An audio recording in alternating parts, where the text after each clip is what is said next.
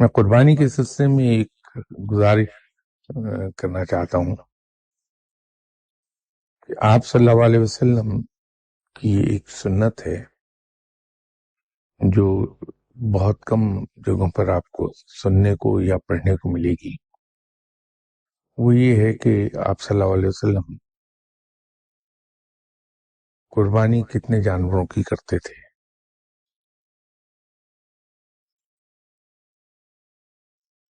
جو روایات ہیں وہ یہ ہیں کہ آپ صلی اللہ علیہ وسلم 3 جانوروں کی قربانی کرتے رہے۔ ایک بکرا یا دمبا آپ اللہ کی راہ میں ذبح کرتے تھے اپنے والدین اور عزیز و اقارب کی جانب سے۔ دوسرا جانور ذبح کرتے تھے اللہ کی راہ میں ان تمام مسلمانوں کی طرف سے جو قربانی کی استطاعت نہیں رکھتے، اور تیسرا جانور خود اپنی ذات مبارکہ کی طرف سے۔ ہم میں سے وہ صاحبان جو صاحب استطاعت ہیں اور وہ افورڈ کر سکتے ہیں، تو اگر وہ پسند کریں تو اس سنت پر عمل کر لیں، اور اسے اگر سنت سمجھ کے عمل کیا تو اس کا دوہرا ثواب ہو جائے گا۔ قربانی کا تو ہے ہی، پھر اپنے دوسرے بھائی جو دنیا میں موجود نہیں یا دنیا میں ہوتے ہوئے اس پوزیشن میں نہیں کہ قربانی کر سکیں، ان کی طرف سے قربانی کر دینے کا فعل اللہ کو بہت پسند آئے گا، اس کا ثواب، اور تیسرا خود جو اپنی طرف سے قربانی کر رہے ہیں۔ یہ تو قربانی، چونکہ کل عید قربان ہے تو آئی تھاٹ یہ شاید زیادہ بہتر ہو کہ اس چیز کو ہائی لائٹ آج کر دیا جائے۔ تو جن سوالوں کا ذکر میں کر رہا تھا اس میں پہلا سوال ان خاتون نے جو اٹھایا تھا وہ تھا عید میلاد النبی کے حوالے سے۔ تو انہوں نے یہ پوچھا تھا کہ عید میلاد النبی کا منانا بدعت ہے، سے منایا جانا چاہیے یا نہیں۔ میں نے ہی یہی سوال لندن میں ایک مسجد میں مجھ سے کیا گیا تھا، تو میں نے وہاں بھی یہی گزارش کی تھی کہ ہم لوگ اپنے والدین، اپنے بچے، بہن بھائی، ان کی پیدائش کی خوشی میں سالگرہ کرتے رہتے ہیں، اور سالگرہ منانے کا طریقہ مختلف لوگوں کے یہاں مختلف ہے۔ کچھ لوگ اظہار تشکر کے طور پر غربا میں کھانا تقسیم کرتے ہیں، کچھ لوگ یتیموں کو کھانا کھلاتے ہیں، اور کچھ لوگ گھر پر معروف طریقے سے سالگرہ مناتے ہیں کہ کیک کاٹ لیا اور دوسرے اس قسم کے تحفے تحائف کا تبادلہ۔ اگر کوئی شخص آپ صلی اللہ علیہ وسلم سے عقیدت رکھتا ہے، ان سے محبت کرتا ہے، اور وہ آپ صلی اللہ علیہ وسلم کی پیدائش کی خوشی منانا چاہتا ہے کہ یہ وہ دن ہے جس دن آپ صلی اللہ علیہ وسلم دنیا میں تشریف لائے، تو میرے علم کی حد تک یہ خوشی منانا برا نہیں ہے۔ البتہ اس کے اندر ایک چیز ضرور ہوگی کہ خوشی اس طریقے سے نہ منائی جائے جس میں مسلمان کا وقار مجروح ہوتا ہو، اس لیے کہ آپ صلی اللہ علیہ وسلم کو یہ بات قطعی طور پر ناپسند تھی کہ انسان بے وقار ہو جائے۔ رب کو بھی یہ بات سخت ناپسند ہے بے وقاری کی۔ دوسرا، چونکہ آپ صلی اللہ علیہ وسلم کا حکم ہے کہ راستے میں نہ رکو تاکہ دوسروں کا راستہ نہ رکے، تو اس انداز میں خوشی منائیے کہ راستے نہ رکیں، لوگوں کا سفر رکنے نہ پائے۔ تو اور دھوم دھڑکا چونکہ آپ صلی اللہ علیہ وسلم کو پسند نہیں، ڈھول بجانا اور گانا بجانا باجے، تو ایسی چیزوں سے پرہیز کر لیا جائے۔ اگر آپ صلی اللہ علیہ وسلم کی تشریف آوری کی خوشی میں یتامہ کو کھانا کھلا دیا جائے، غربا کو کھانا کھلا دیا جائے، یتیموں میں کپڑے بانٹ دیے جائیں، تو میرے خیال میں اس میں کوئی قباحت نہیں ہے۔ اور اگر نہیں کوئی مناتا تو یہ اس کی اپنی عقیدت اور محبت کا معاملہ ہے کہ کوئی کس درجے کا محبت اور پیار کرتا ہے اور اس کا اظہار کس طرح سے کرتا ہے۔ دوسرا سوال انہوں نے عرس کے سلسلے میں پوچھا تھا، اور اس روایت کو کوٹ کیا تھا جس میں آپ صلی اللہ علیہ وسلم نے فرمایا تھا کہ میری قبر پر میلہ نہ لگانا۔ اصل میں وہ میلہ، اس سے مراد یہ تھی کہ میری قبر پر ہر وقت اجتماع نہ رہے اور اس قسم کی تفریحات اور اس قسم کا سیلیبریشنز اور ایسی چیزیں نہ ہونے پائیں، اس سے منع فرمایا ہے، اور سجدوں سے منع کیا کہ اسے سجدگاہ نہ بنا لینا۔ عرس منانے کے پیچھے جو روح کام کر رہی ہے وہ در حقیقت کچھ اور ہے، اور اس کو ہم منانے کسی اور طریقے سے لگیں۔ عرس منانے کی روح تو یہ تھی کہ ایک بزرگ، ایک عالم یا ایک ولی اللہ جو دنیا سے جا چکے، ان کا درس و تدریس کا سلسلہ ان کے مر جانے سے منقطع ہو جاتا ہے، کیونکہ پرانے زمانے میں کتابیں لکھنا دشوار تھا، ہاتھ سے لکھی جاتی تھیں، ان کی طباعت اور بھی مشکل تھی۔ پھر یہ بھی ضروری نہیں کہ ہر ولی اللہ مصنف بھی ہو، تو اس کا طریقہ کار یہ لوگوں نے ایجاد کر لیا کہ جو ماننے والے اور عقیدت مند ہیں، ان کے شاگرد، مرید، وہ سال کے سال اکٹھے ہو جاتے ہیں۔ اس سے دو فائدے لیتے تھے وہ۔ ایک تو یہ ہے کہ لوگ جب بہت سے اکٹھے ہو گئے تو اپنی اپنی جگہ انہوں نے قرآن پاک پڑھ کے اس کا ثواب ان مرحوم کی روح کو پہنچایا۔ پھر جب اکٹھے ہوئے آپس میں تو ان بزرگ کی زندگی کی باتیں، وہ یادیں وہ تازہ ہونے لگتی ہیں، آپس میں گفتگو کرتے تھے۔ پھر جس نے جو بات ان بزرگ سے اپنی اپنی جگہ سنی ہوتی تھی وہ ایک دوسرے کو سناتے تھے، اس سے وہ تعلیم کا سلسلہ کسی حد تک جاری ہوتا تھا، اور وہ ان کی تعلیمات تازہ ہوتی رہتی تھی۔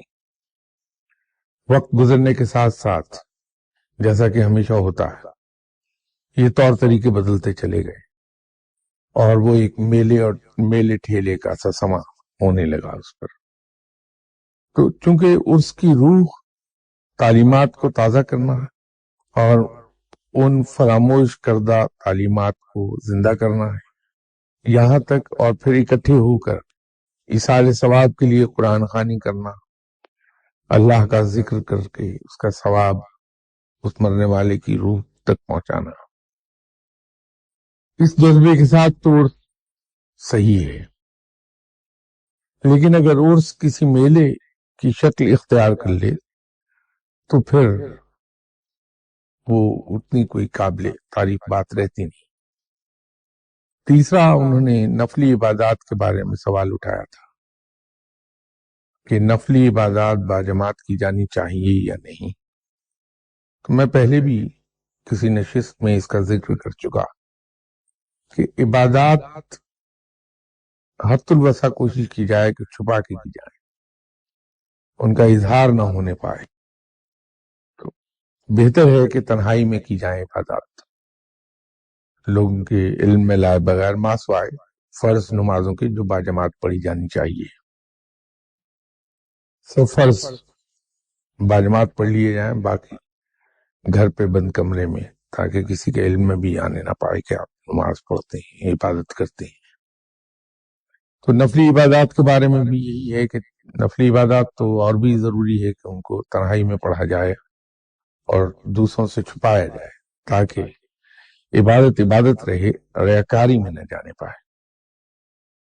اسی ضمن میں ایک یہ عرض کر دوں کہ اس پر ایک زمانے سے اختلاف چلا آ رہا ہے اور مختلف مکاتب فکر کے لوگ مختلف رائے رکھتے ہیں کہ ذکر جو ہے نفلی عبادات میں ذکر سری ہو یا ذکر جہری، تو میں ذاتی طور پر مجھے یہ دعویٰ نہیں کہ میں صحیح ہوں یا دوسرے غلط ہیں، ایسی بات نہیں۔ ہر آدمی اپنی اپنی جگہ یقیناً درست کہتا ہوگا، لیکن میں ذاتی طور پر یہ سمجھتا ہوں کہ ذکر ہمیشہ انسان کو تنہائی میں کرنا چاہیے۔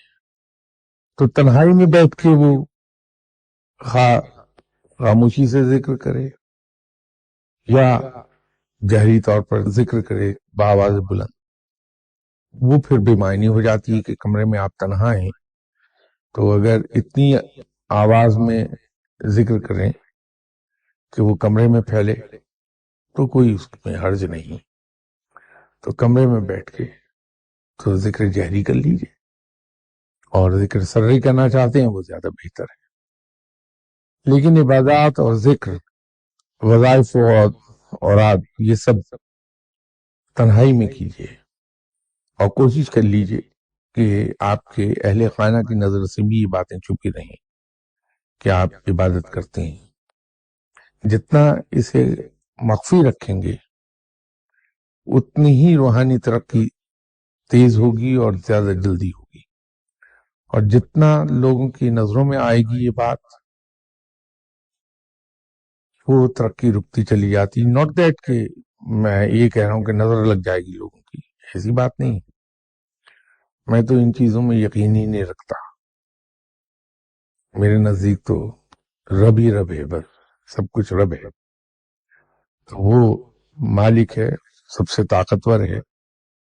تو اتنے طاقتور رب کا بندہ، ایسا رب جو سب سے زیادہ طاقتور، اس کا بندہ اتنا کمزور کیسے ہو سکتا ہے کہ جادو، تعویذ اور نظر، یہ سب چیزیں اس کا کچھ بگاڑ لیں؟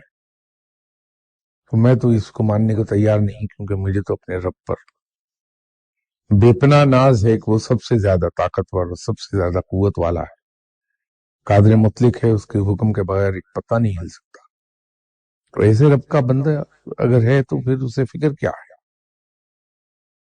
تو نظر کی فکر نہیں ہے، فکر یہ ہے کہ لوگ یہ دیکھ کر کے آپ عبادت گزار ہیں آپ کو سلام کرنے لگیں گے، اور رفتہ رفتہ آپ کو پیر بنا لیں گے کہ آپ کے گھٹنوں کو ہاتھ لگائیں گے۔ اس سے نفس پھلنے پھولنے بڑھنے لگتا ہے، اور اس سے انسان کے اندر تکبر کی سی کیفیت پیدا ہوتی ہے، وہی تباہی ہے۔ تو اس سے بچنے کا، وہ جو میں ایک بار ذرا لائٹلی بات کرتے ہوئے کہہ رہا تھا کہ صاحب جب آپ حج کرتے ہیں تو اپنے نام کے ساتھ حاجی کیوں لگاتے ہیں؟ اگر حاجی لگانا ضروری ہے کہ آپ نے حج کیا ہے، ایک فرض عبادت پوری کر لی آپ نے اس لیے حاجی ہو گئے، تو زکوٰۃ اگر آپ دیتے ہیں تو اپنے نام کے ساتھ زکاتی بھی لگائیے، پھر نماز پڑھتے ہیں تو نمازی بھی لکھیے، تو روزہ رکھا ہے تو پھر روزہ دار پرماننٹلی لکھنا شروع کر دیجیے۔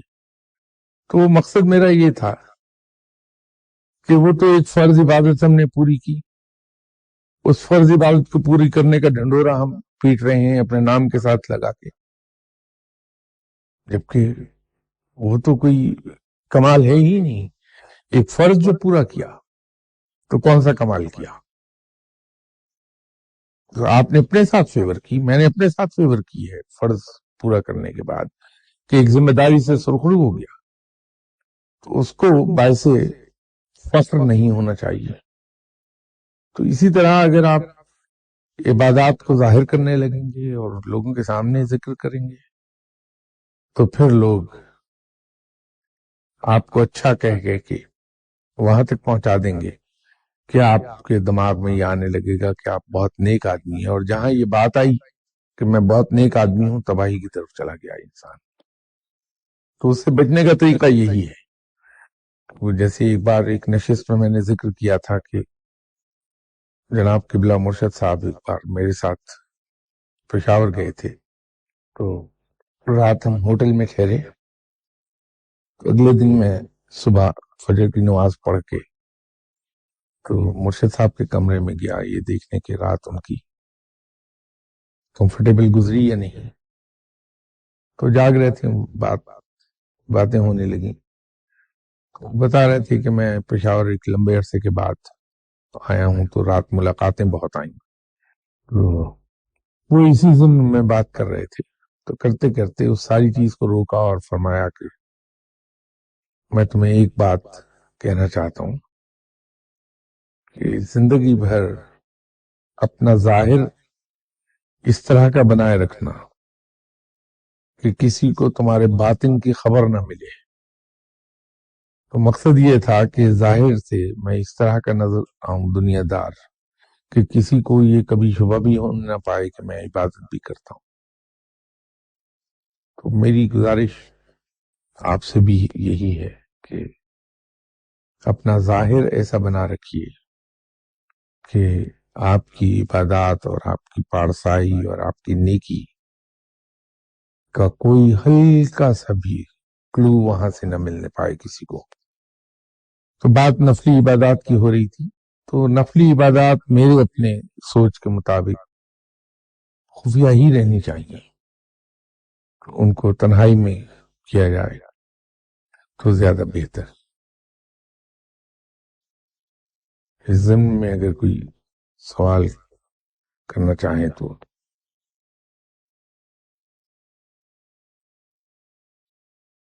سر آپ نے ابھی فرمایا کہ اپنی جو پارسائی ہے نیکی ہے اس کو چھپا کے رکھنا چاہیے. جب ہم کسی کی ہیلپ کرتے ہیں فائنینشلی یا اس کو کوئی اچھا مشورہ دیتے ہیں یا اس طرح سے جس میں عبادت انوالو نہیں ہے، تو ڈیفینیٹلی اس دوسرے شخص کے ذہن میں ہمارا ایک امیج اچھا پیدا ہوتا ہے. اور دوسری طرف ہمیں یہ بھی پتہ ہے کہ اگر ہمیں کسی کی اچھی بات پتہ ہے تو ہم اس کو پھیلائیں اس کے متعلق.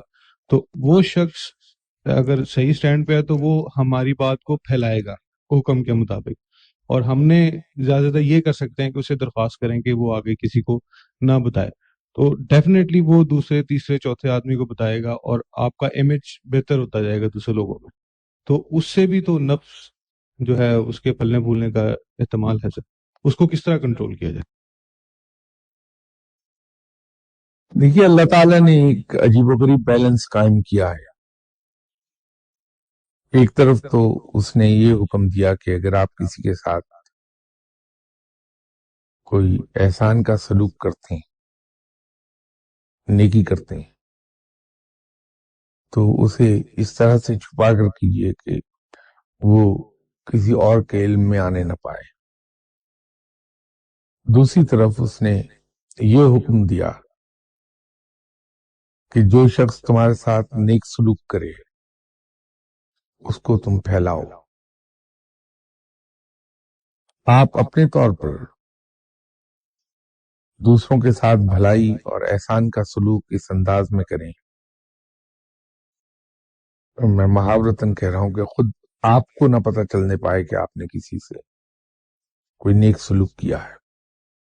باقی یہ رب پر ہے کہ رب اگر آپ کے اس نیک کام کو قبول فرما رہا ہے اور وہ نیکی کی خوشبو کو پھیلانا چاہتا ہے لوگوں میں آپ کی نیکی کی، تو وہ اس کو کرنے دیجئے، وہ بہتر جانتا ہے کہ کیا کرنا ہے. لیکن آپ اپنے طور پر حد الوسع کوشش کر لیجئے کہ جب آپ کسی کے ساتھ بھلائی کا سلوک کریں تو اس انداز میں ہو کہ خدا آپ کی اپنی ذات کو پتہ نہ چلنے پائے کہ آپ نے کسی سے سلوک کیا ہے.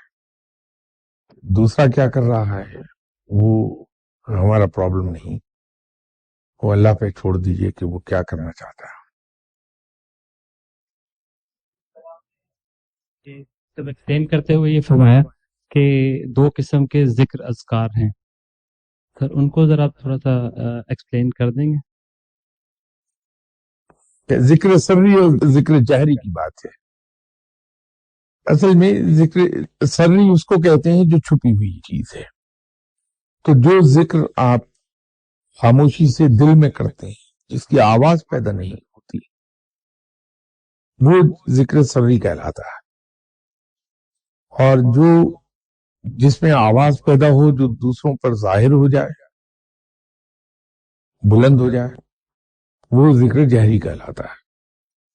جیسے نماز کے اندر بھی ہماری 3 نمازوں میں تلاوت جہری ہے، فجر، مغرب اور عشاء، اس میں تلاوت جہری ہے، اور ظہر اور عصر میں سری ہے، کہ اس میں امام صاحب فجر، مغرب اور عشاء میں بآواز بلند تلاوت کرتے ہیں، لیکن ظہر اور عصر میں وہ دل میں تلاوت کرتے ہیں۔ تو وہ ذکر سری اس کو کہتے ہیں جو آپ دل میں کر رہے ہیں، ذکر جہری اس کو کہتے ہیں جو بآواز بلند کر رہے ہیں۔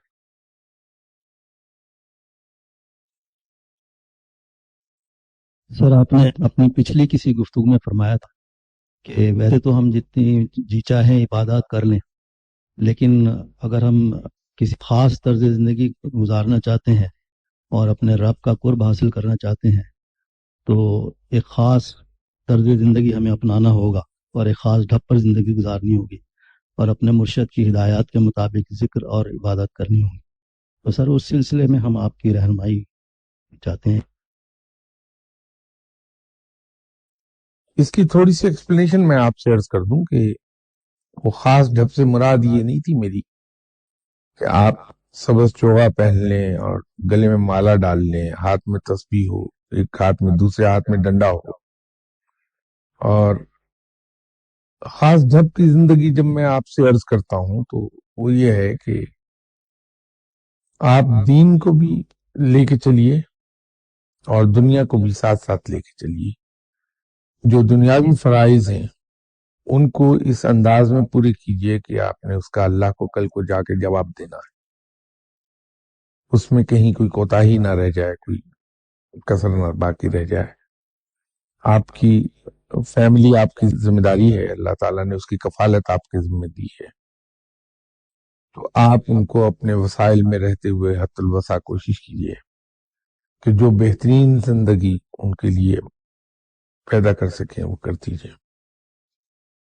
ان کو ایک اپنے وسائل میں رہتے ہوئے، یہ میں دوبارہ رپیٹ کر رہا ہوں، وسائل سے باہر مت جائیے، وسائل کے اندر رہتے ہوئے ان کو ایک کمفرٹیبل اور ریزنیبل لائف ملنا چاہیے، یہ ان کا حق ہے اور آپ کی ذمہ داری ہے۔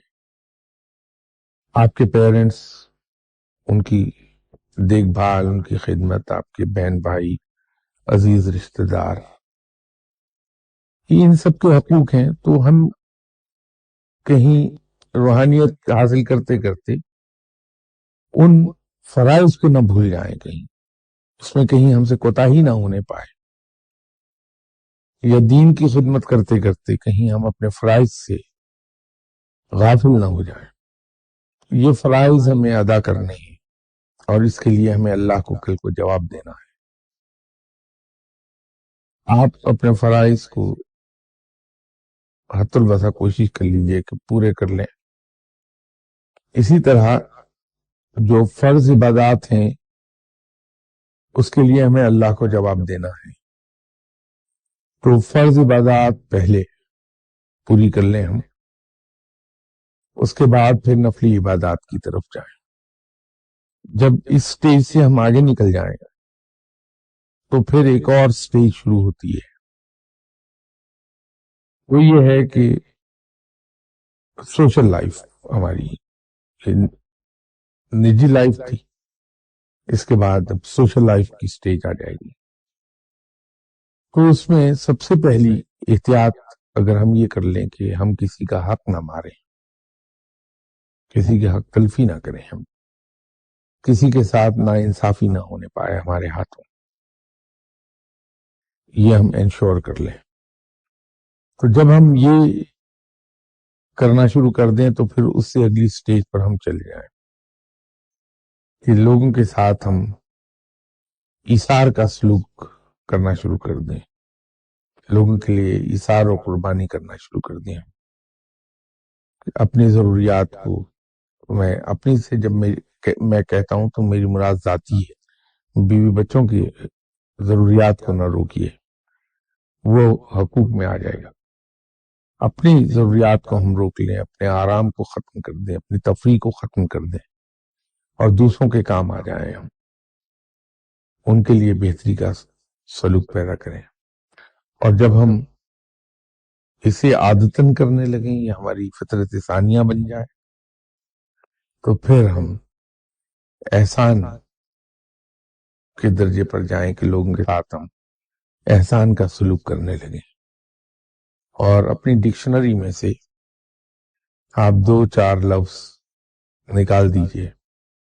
एक तो बदला और इंतकाम, ये अपनी डिक्शनरी से बिल्कुल निकाल दीजिए। कोई शख्स कैसा ही आपसे बुरा सलूक क्यों ना कर रहा, उसे तहे दिल से बगैर उसके माफी मांगे माफ कर दीजिए। अल्लाह के बहुत करीब हो जाएंगे आप। गिले शिकवों से जुबान बंद कर लीजिए।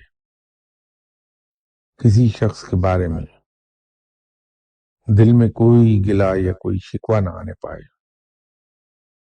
दिल को हमेशा आप आईने की तरह साफ रखिए, कोई मैल ना रहे उस पर। यकीन कीजिए कि अल्लाह के बहुत करीब चले जाएंगे आप। जुबान से जब भी किसी के बारे में कोई बात निकालें तो तारीफ ही हो, किसी का ऐब बयान न करने पाए हम। अल्लाह को बहुत पसंद आएगी ये बात। तो अगर ये इन चीजों पे अमल कर लिया आपने, छोटी छोटी चीजें हैं, तो दुनिया भी आपकी है और दिन भी आपका है। इंशाअल्लाह ताला कहीं कोई फेलियर नहीं आएगा आपको जिंदगी में, इंशाअल्लाह। ये कोई ज्यादा दुश्वार काम नहीं है, इस पे बड़ी आसानी से अमल हो जाता है, इससे कोई मुश्किल नहीं। तो अल्लाह की कुर्बत तो खुद ब खुद हासिल हो जाएगी, अल्लाह आपको अपने करीब कर लेगा। तो इस पे कोशिश कीजिए कि अमल कर लें। सर आपकी इसी बात को आगे थोड़ा मैं क्वेश्चन करूंगा इस पे। सर मुझे जब कोई गाली देता है तो मैं उसको टाल भी दूं, मैं उसको हंस के उसको रिप्लाई भी कर दूं, लेकिन वो सारा जब्त का मामला है कि मैं उसको जब्त करके ये कर रहा हूँ। जो मेरे दिल में जब्त जो पैदा हुआ है सर, वो किसी उसके रद्द-ए-अमल के तौर पे पैदा हुआ। वो जो मैल दिल के अंदर है उसके तौर पे वो जब्त पैदा हुआ है। दिल में तो मेरे ये चीज है ना कि इसने मेरे साथ एक मुझे बुरे अल्फाज मेरे लिए इस्तेमाल किए हैं। वो वॉश करना एटलीस्ट मेरे इख्तियार में तो नहीं है, और मेरा ख्याल है बहुत से मेरे जैसे आम इंसानों के इख्तियार में नहीं होती कि जिसने मुझे बुरा तो कहा है, ऑल्दो मैं इसको माफ कर रहा हूँ, लेकिन इसने बुरा तो किया है मेरे साथ, तो वो मैल ही है ना सर दिल में, उसको उसकी वॉशिंग किस तरह होगी सर? शुरू में तो यकीनन यही कैफियत रहती है, क्योंकि ये इंसानी फितरत में है ये बात। लेकिन वक्त के साथ साथ जब आप इस पे अमल करते रहते हैं, तो जहां दिल के अंदर ये ख्याल आया कि ठीक है मैंने उसे माफ कर दिया, लेकिन उसने तो मुझे गाली दी थी, तो फौरन अपने आप को इंसान समझाता है कि नहीं, जब मैंने उसे माफ कर दिया तो उसे याद रखने का क्या काम है। ये चीज तो याद भी रहनी नहीं चाहिए, क्योंकि अगर इसे मैंने याद रखा तो माफ करने की नेकी जाया हो जाएगी।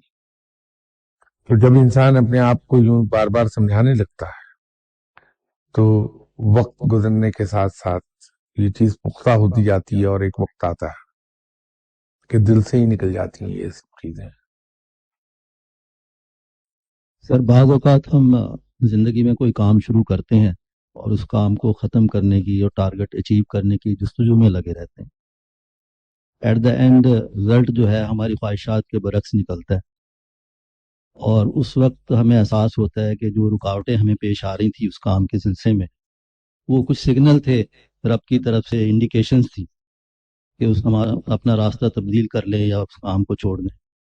तो सर इन इंडिकेशंस को, इन सिग्नल को कैसे समझा जाए, या अपनी जस्तजू में और इन सिग्नल में किस तरह तमीज़ की जाए? ये एक کسی گزشتہ نشست میں اس پہ بڑی تفصیل سے گفتگو ہوئی تھی ہماری کہ کوئی بھی قدم اٹھانے سے پہلے ہمیں یہ چاہیے کہ ہم ایک تو مشورہ کر لیں جن کو ہم سمجھتے ہیں کہ وہ لوگ صاحب عقل ہیں، ہم سے زیادہ تجربہ کار ہیں، ہم سے زیادہ شعور رکھتے ہیں، ہم سے زیادہ تعلیم ہے ان کے پاس، ہم ان سے مشورہ کر لیں۔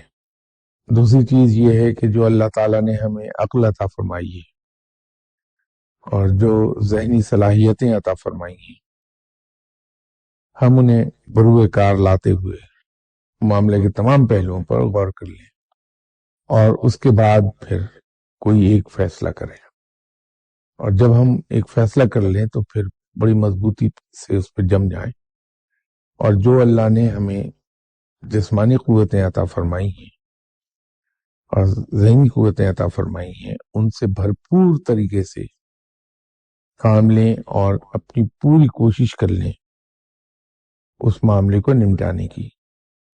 جب ہم نے کوشش کر لی تو نتیجہ اللہ پر چھوڑ دیا جائے کہ پروردگار ہماری ان کوششوں کے نتیجے میں ہمیں کیا عطا فرماتا ہے، یہ اس کا فیصلہ ہے، اور اس کے ہر فیصلے کو بڑی ہنسی و خوشی قبول کر لیا جائے۔